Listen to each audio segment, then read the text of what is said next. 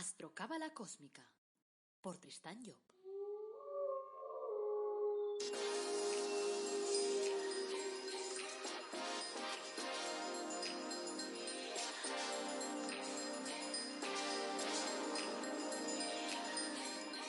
Astrocábala Cósmica, episodio 149.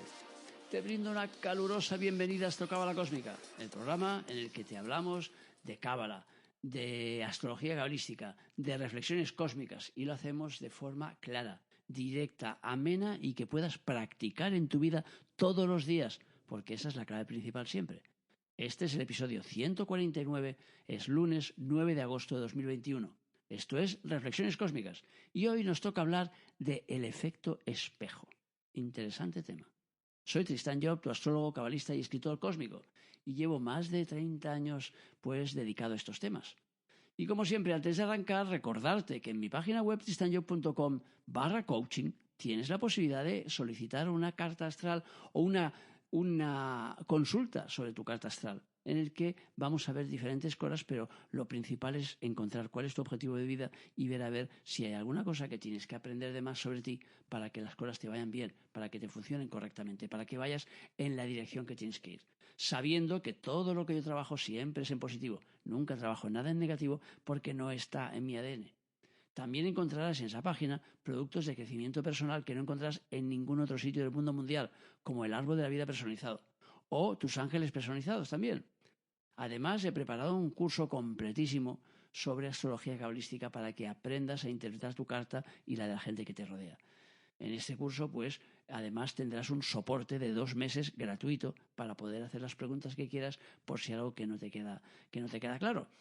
O sea que si quieres echarle un ojo al índice, por ejemplo, para ver de qué va, pues lo tienes en tristanjob.com/astrocurso.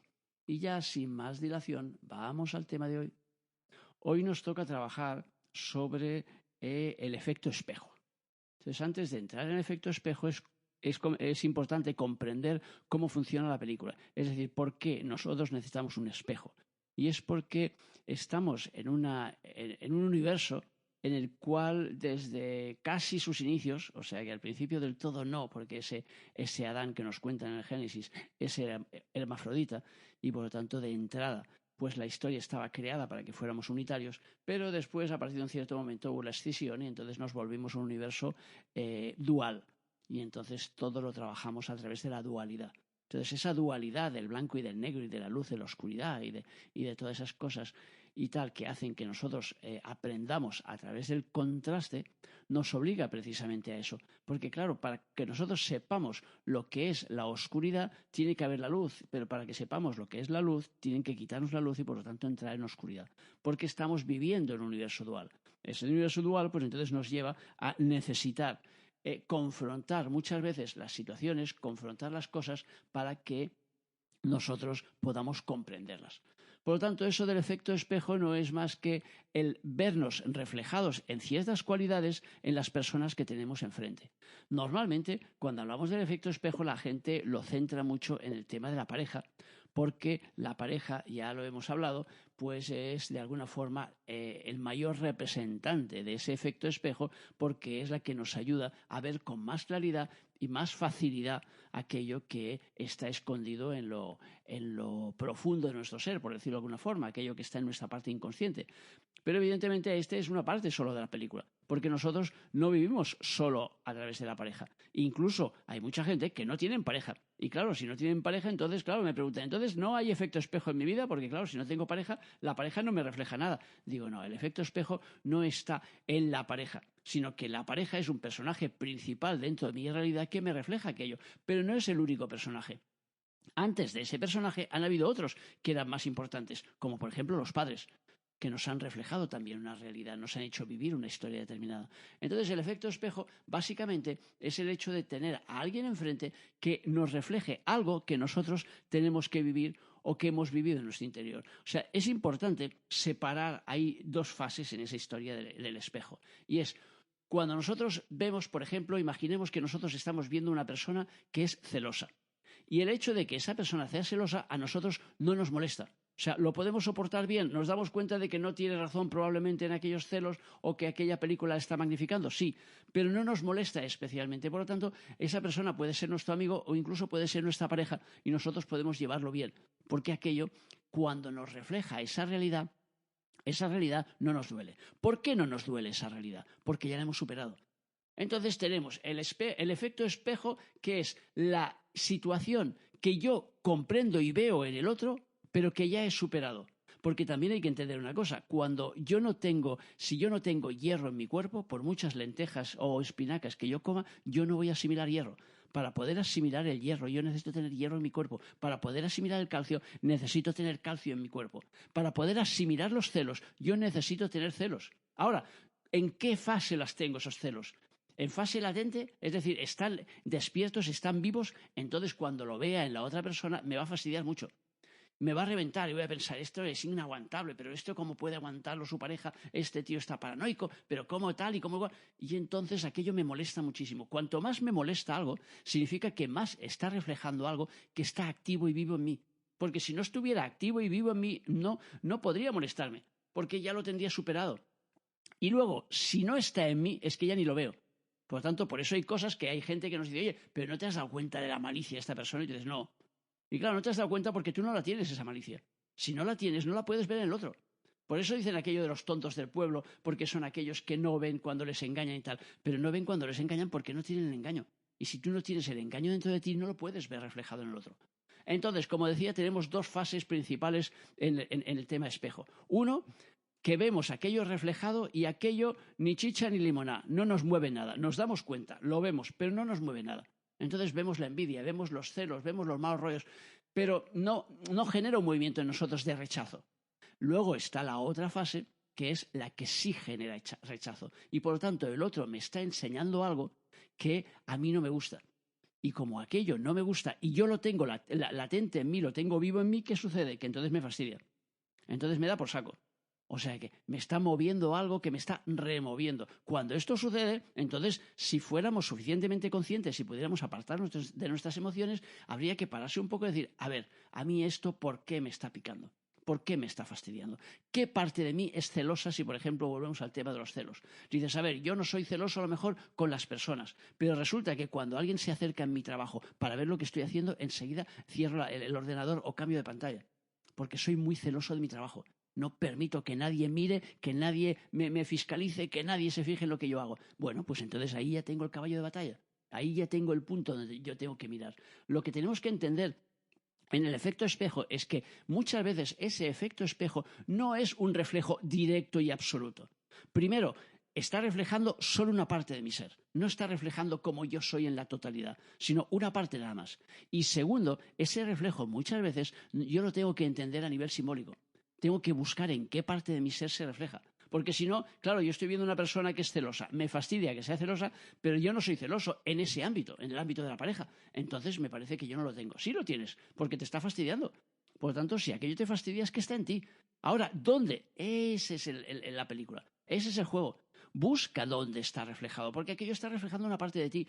¿Qué parte refleja? Y ahí es donde tenemos que empezar a rascar para ver dónde va, para poder superar esa situación. Entonces decir, pues yo soy a lo mejor celoso con mis hijos. Yo no quiero que mis hijos vayan a ningún sitio, que no se junten, que no me los cojan otros padres o no se los dejo a mis hermanos, porque soy muy celoso de mis hijos. Entonces mis hijos son míos y de nadie más. Vale, pues ahí ya tienes el punto donde tienes que trabajar. Por lo tanto, ya digo, y ese ejemplo de los celos no es más que un ejemplo simple.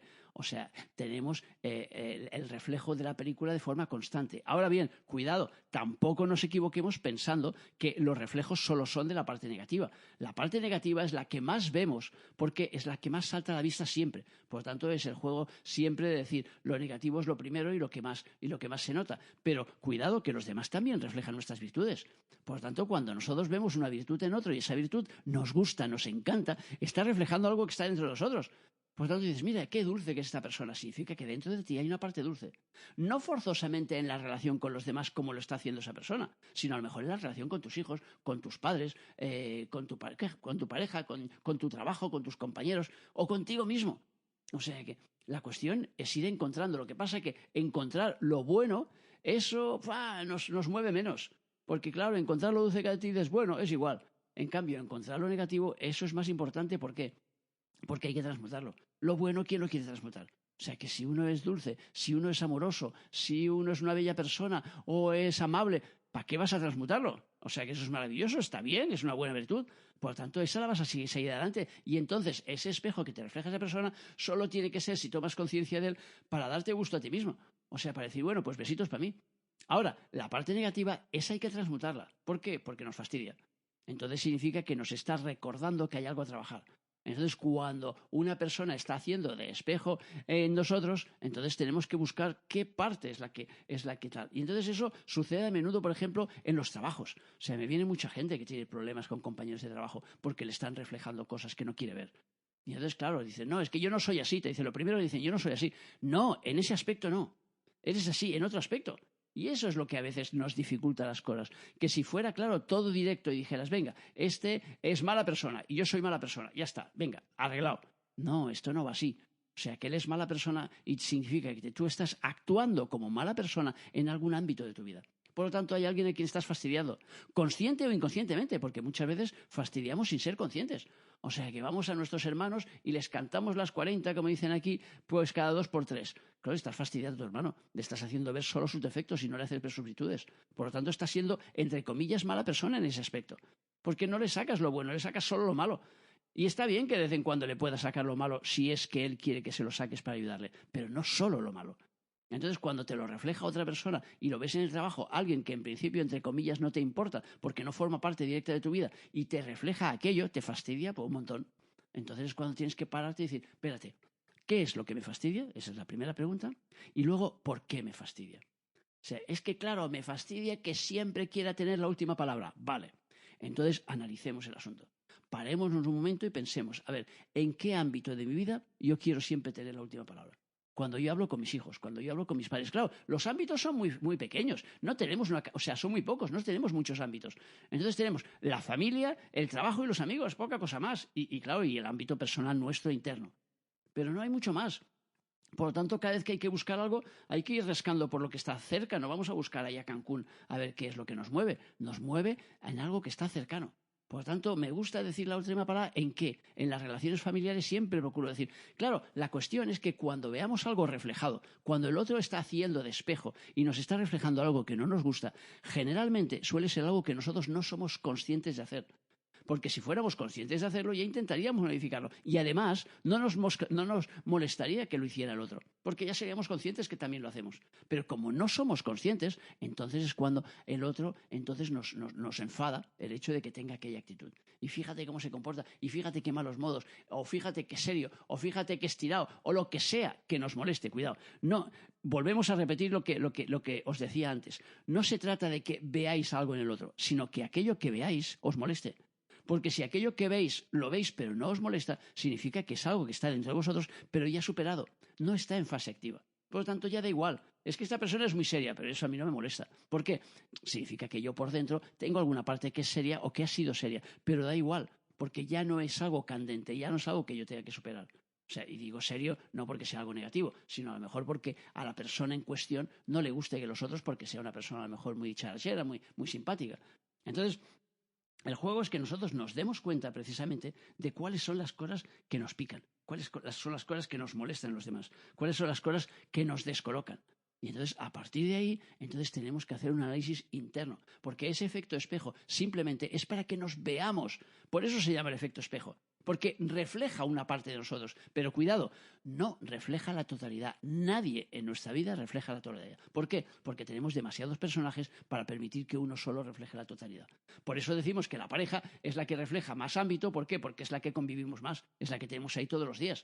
Pero claro, nuestros hijos, por ejemplo, también nos reflejan una parte de nosotros. O sea, yo me doy cuenta, cada día me doy cuenta en mis hijos cosas que reflejan de mí y patrones heredados que ellos tienen y tal, y que cuando los veo en ellos digo, la madre que los matriculó, y me paro un momento y digo, ya te vale, macho, ya te vale, a ver si suavizas aquí por aquí para que tus niños también lo suavicen. Y así es el juego. Ahora, ya digo, tenemos que enfrentarnos a ello pues con alegría, con ganas, no en plan dramático, en plan, ay, Dios mío, Dios mío, Dios mío, yo tengo lo que tiene esa persona. No, tienes una parte de ti que refleja en algún ámbito de tu vida aquella energía de una forma determinada. No forzosamente de la misma forma. Ya digo que uno puede ser celoso con la pareja y el otro, en cambio, pues es celoso en su trabajo, con sus hijos, con su madre. Yo qué sé, es celoso con su madre y quiere tenerla ahí para sí solo y no para sus hermanos. Es que suceden todas esas cosas.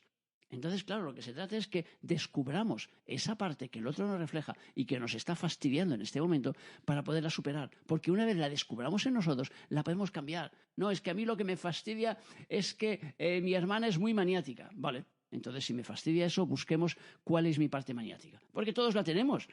Pero la parte mía maniática me está fastidiando. Por eso me fastidia verla en el otro. Si no, no me fastidiaría. Entonces, esa es la clave. Como me está fastidiando, tengo que buscar cuál es esa parte maniática que me está fastidiando y por qué. Cuando la encuentro, entonces tengo que suavizarla, tengo que cambiarla, tengo que intentar cambiar ahí un poco el juego de la película, como cuando yo me di cuenta, por ejemplo, que mi hijo era un maniático y me paré y lo vi un día en la mesa diciendo que no quería ese tipo de cuchillo o ese tipo de vaso porque no era ese el que gustaba, sino que le gustaba otro. Y me quedé mirando, digo, la madre que me parió. Digo, mi padre era un maniático, yo soy un maniático, mi hijo es un maniático. Y entonces a partir de ese día digo, bueno, pues decreto a partir de hoy que vamos a cambiar el sitio de la mesa. O sea que a partir de hoy nos sentábamos todos en un sitio fijo, los cuatro, y yo decidí en un momento determinado y le expliqué ahí a mi mujer, le digo, vamos a hacer un cambio porque este chico nuestro está demasiado enganchado con sus manías. Por lo tanto, tenemos que modificar las cosas para que se dé cuenta que tenemos capacidad de modificación. Y empezamos a cambiar el sitio de la mesa y a sentarnos en un sitio distinto de la mesa, pues todos los días, cada uno sentaba donde le daba la gana. Pero yo ya procuraba sentarme muchas veces donde sentaba mi hijo para que él no pudiera sentarse allí. Y entonces empezamos a cambiar. A partir de ese momento empecé a notar que ya no se quejaba si le ponías tal cubierto o tal vaso. Quería decir que algo ya había avanzado esa película. No quiere decir que yo me haya liberado de todas mis manías, pero como mínimo estaba realizando un acto que me llevase hacia aquello. Es decir, tomaba conciencia de que había una parte de mí demasiado, en ese caso, demasiado rígida, demasiado estructurada. Porque mi padre era un tío que tenía un sitio en el sofá y que no le podías quitar su sitio del sofá, porque si no se enfadaba. O tenía un sitio en la mesa y siempre se sentaba en el mismo sitio. Si un día te veía ahí sentado, decía, che, sal de mi sitio. O sea, que simplemente era su sitio y ya está. Y entonces tenía toda su serie de manías y tal y cual. Y ya digo, yo heredé ahí una serie de patrones del copón. Heredé cosas buenas, pero también de las malas. Cuando te das cuenta que el otro te está siguiendo con el mismo patrón porque estás viéndolas reflejadas, entonces, claro, te está haciendo de espejo. Y claro, ya digo, mis hijos han sido mis principales espejos, que me han ayudado muchas veces a tomar conciencia de las realidades que no me gustaban en mí. Y entonces he hecho lo posible por intentar modificarlas. No quiere decir que a la primera te salga bien, pero como mínimo, si tomas conciencia y mueves cosas, te das cuenta que en cuanto generas un movimiento, una toma de conciencia sobre algo que te lleva a un movimiento, entonces inmediatamente aquella situación se modifica, aquella situación cambia, aquella situación coge otro camino, coge otro andar. O sea que, por lo tanto, os animo a que busquéis lo que os reflejan los demás, sobre todo empezando por la gente que os refleja realmente cosas chungas que no os gustan, que os fastidian. Es que este es un chillón, chilla demasiado, siempre está gritando el tío, qué pesado que es, coño, habla demasiado fuerte. Vale, entonces, ¿qué parte de mí está hablando demasiado fuerte? No a través de la voz, sino a través de las emociones, por ejemplo. O sea, hay una parte de mí que se impone a los demás y que por lo tanto habla más fuerte, porque tengo mucha fuerza y por lo tanto ahí donde voy pues me impongo y venga, ¡buah! Y monto allí la marimonera. Esa es la cuestión. Por lo tanto, vayamos un poco más lejos y tratemos a nivel simbólico el tema. O sea, tratando de ver los símbolos y tratando de analizar un pelín más. Y veréis cómo así os empezáis a dar cuenta de cuáles son los espejos y empezáis a modificar vuestros espejos. Que al final de eso se trata. El juego de la vida simplemente es ir cambiando la jugada, modificando, tomando conciencia y venga, y para otro camino. Y bueno, y hasta aquí el tema de hoy.